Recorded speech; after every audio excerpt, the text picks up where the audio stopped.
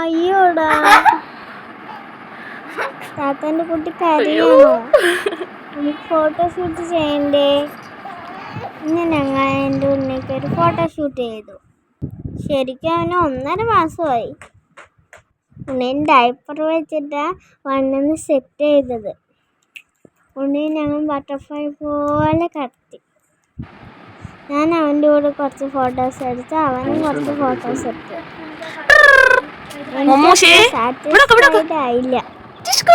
പക്ഷെ ഉമ്മച്ചി പറഞ്ഞു അവന് ബുദ്ധിമുട്ടിക്കാൻ പാടില്ല എന്ന്.